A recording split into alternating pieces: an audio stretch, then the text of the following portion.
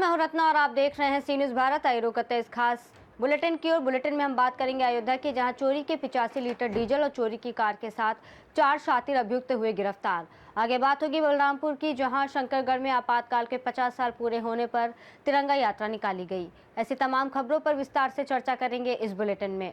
अयोध्या में चोरी के 85 लीटर डीजल व चोरी की घटना में प्रयुक्त कार के साथ 4 शातिर अभियुक्तों को गिरफ्तार किया गया है। उक्त सटीक चोरों की कारगुजारी के संबंध में वरिष्ठ पुलिस अधीक्षक अयोध्या डॉक्टर गौरव गुरुवर का क्या कुछ कहना था, आइए आपको सुनवाते हैं। ये जनपद अयोध्या के थाना बीकापुर क्षेत्र में कल दिनांक 24 तारीख को अर्ली मॉर्निंग एक सूचना आई, एक फायरिंग की सूचना आई थी। तत्काल मौके पर पहुंचकर जब जानकारी की गई तो पता चला कि एक जो तेल का टैंकर होता है उसमें चोरी करने, उसका तेल चुराने के लिए गिरोह एक 4 पहिया गाड़ी से आया था। उनके द्वारा जब तेल चुराया जा रहा था तो ड्राइवर ने इसका विरोध किया, जिसमें आपस में इनका विवाद हुआ और उसमें उसके साथ मारपीट भी हुई और उसमें फायरिंग भी हुई। इस घटना की गंभीरता को देखते हुए तत्काल मौके पर अधिकारियों ने इसकी घटनास्थल का निरीक्षण किया। उन अपराधियों में से एक व्यक्ति को वहीं पर हिरासत में लिया गया था। उसकी पूछताछ और निशानदेही पर बाकी सभी अपराधियों के बारे में जानकारी हुई। ये एक जो ऑयल टैंकर्स होते हैं, ट्रक होते हैं, उनमें से तेल चुराने का गैंग है, जो कि ये संगठित होकर के इस तरह की घटना को अंजाम देता। अयोध्या से सी न्यूज़ संवाददाता आईवी सिंह की रिपोर्ट। बलरामपुर जिले के शंकरगढ़ में भी आज आपातकाल के 50 साल पूरा होने पर तिरंगा यात्रा निकाली गई थी। बछवाड़ चौक से शंकरगढ़ रेस्ट हाउस तक इस तिरंगा यात्रा को संपन्न किया गया। कार्यक्रम में प्रमुख रूप से विकासखंड शिक्षा अधिकारी सहित शिक्षा विभाग के अधिकारी, कर्मचारी और विद्यार्थी शामिल रहे। सुरक्षा की दृष्टि से रैली में शंकरगढ़ पुलिस टीम भी पूरी तरीके से तैनात नजर आ रही थी, ताकि तिरंगा यात्रा के दौरान कोई अप्रिय घटना न हो। मीडिया से बातचीत करते हुए जय गोविंद तिवारी ने कार्यक्रम की पूरी जानकारी दी। आइए जानते हैं इस विषय में वीओ जय गोविंद तिवारी का आगे और क्या कुछ कहना था। मैं आपको अवगत कराना चाहूँगा कि छत्तीसगढ़ शासन संस्कृति विभाग मंत्रालय भवन प्रयाग रायपुर के आदेशानुसार लोकतंत्र की हत्या आपातकाल पर 25 जून 25 को विविध कार्यक्रम आयोजित करने का दिशा निर्देश प्राप्त हुआ था। उसी के परिप्रेक्ष्य में आज यहाँ विकासखंड मुख्यालय शंकरगढ़ में तिरंगा यात्रा निकाली गई, जिसके अंतर्गत 25 जून 2075 को, जबकि भारत में आपातकाल लागू किया गया था, इसी विषय पर आज ही के दिन तानाशाही ने अपना वर्चस्व बनाने एवं सत्ता के लोभ में भारत के लोगों पर आपातकाल थोप कर लोकतंत्र की हत्या कर दी थी। आपातकाल भारतीय लोकतंत्र का काला दिवस था। उसी के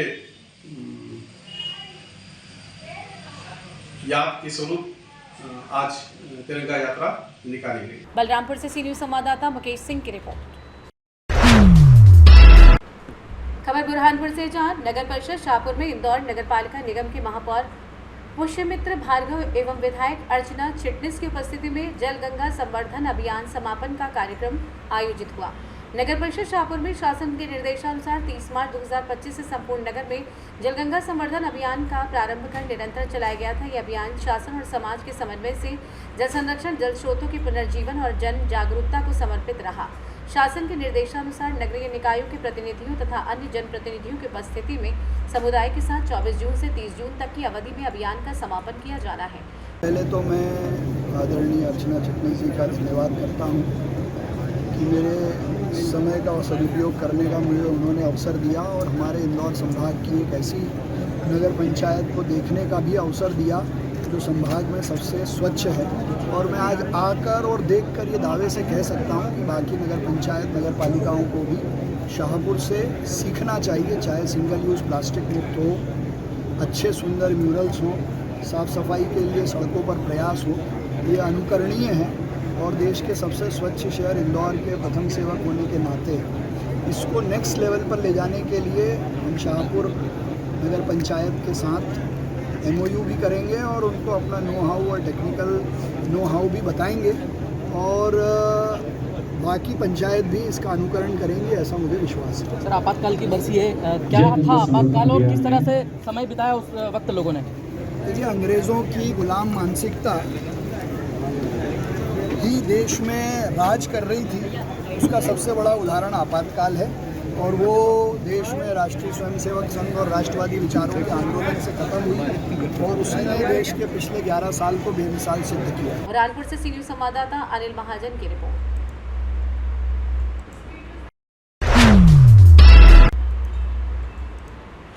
भाजपा अनुसूचित जाति मोर्चा के कार्यकर्ताओं ने बुधवार को प्रखंड के डाक बंगला चौक स्थित बाबा साहेब भीमराव अम्बेडकर की प्रतिमा के समक्ष एक दिवसीय धरना दिया।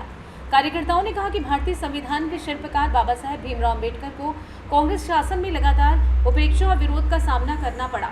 वहीं भाजपा ने बाबा साहेब के सामाजिक न्याय और सशक्तिकरण के विचारों को अपनाया। कार्यकर्ताओं ने लालू तेजस्वी होश में आओ बाबा साहेब भीमराव अम्बेडकर का अपमान नहीं सहेंगे नारों के साथ जुलूस निकाला। जुलूस भाजपा कार्यालय में पहुंचकर एक सभा के रूप में बदल गया, जिसकी अध्यक्षता आज पूरन कुशवाहा ने की।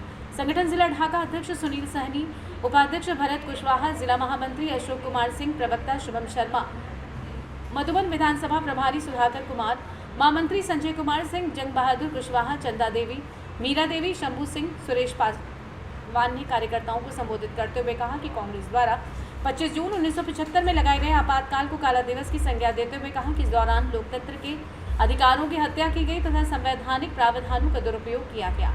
मीडिया का दमन जोर पर था, स्वतंत्र अभिव्यक्ति पर रोक लगा दी गई। संविधान बचाने की दुहाई देने वाले कांग्रेसियों को याद रखना चाहिए कि कांग्रेस ने ही अपने वोट बैंक को खुश रखने के लिए, निरंकुशता थोपने के लिए सबसे ज्यादा संवैधानिक संशोधन किया।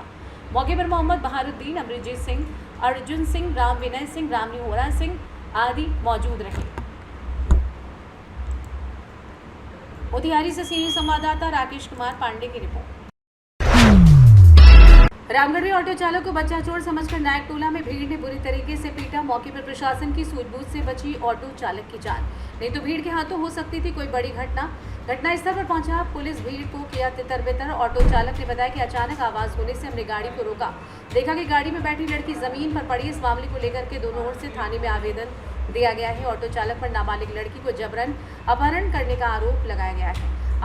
फिलहाल ऑटो चालक का प्राथमिक उपचार अस्पताल में चल रहा है। जांच में रामगढ़ पुलिस जुटी हुई है। ये जानते इस विषय में ऑटो चालक राजकुमार राय का क्या कुछ कहना था।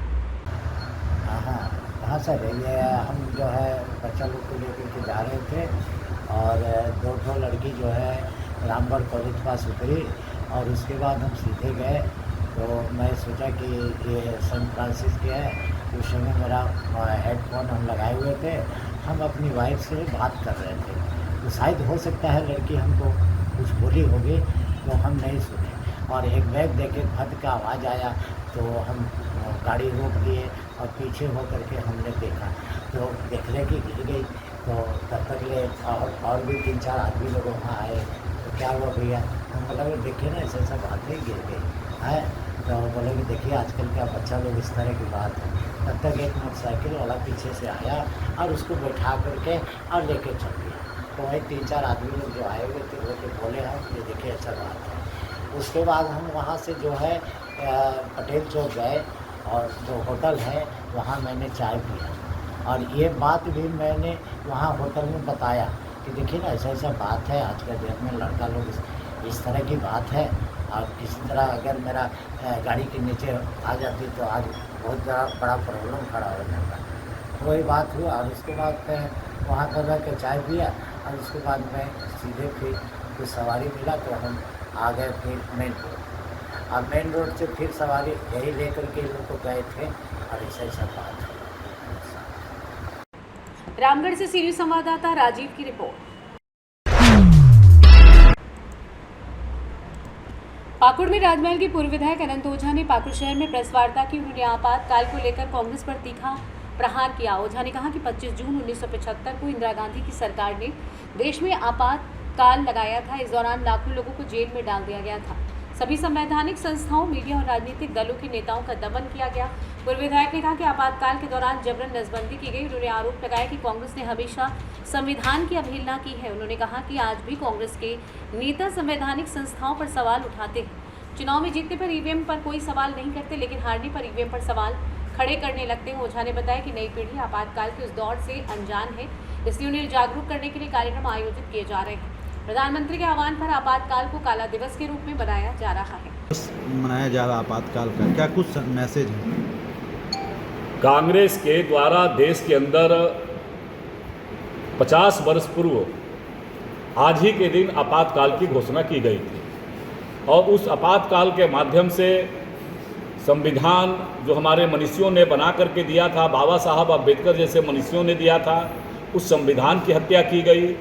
देश की जो मूल आत्मा लोकतांत्रिक रही है, उस लोकतंत्र की हत्या की गई।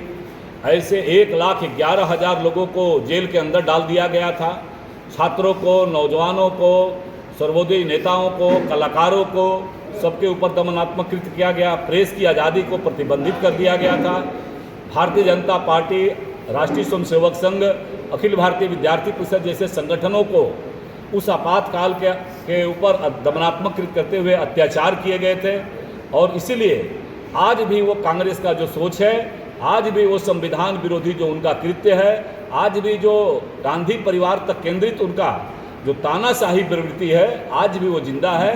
इसलिए इस आपातकाल के 50 वर्ष पूरा होने पर इस देश के अंदर जो दमनात्मक कृत्य कांग्रेस ने किया है, जो संविधान की हत्या की है, उस जो लोकतंत्र की हत्या की है, उसको हर देशवासियों को संविधान हत्या दिवस के रूप में हमारे यशस्वी प्रधानमंत्री जी ने आह्वान किया है और उसी रूप में देशवासी आज मना रहे हैं। पाकुड़ से सी न्यूज संवाददाता पंकज भगत की रिपोर्ट।